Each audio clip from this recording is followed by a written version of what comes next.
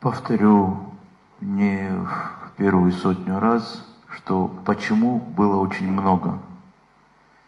И все почему нас бы привели на Донбасс. Сожженные люди в Одессе привели бы. Защита языка, своих ценностей, флага привели бы, потому что мы это пережили. Передать спустя 25 лет Унаунсу привет и сказать «ничто не забыто» привело бы.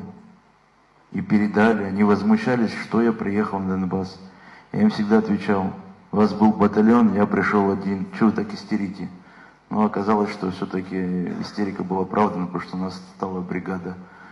Поэтому много почему. Осознание того, что это горит общий дом. И я буду говорить, что костер еще не спустился до моей квартиры, оно уже все равно будет непригодно для жизни. Поэтому это все можно утрированно говорить, но по факту война касается всего постсоветского пространства,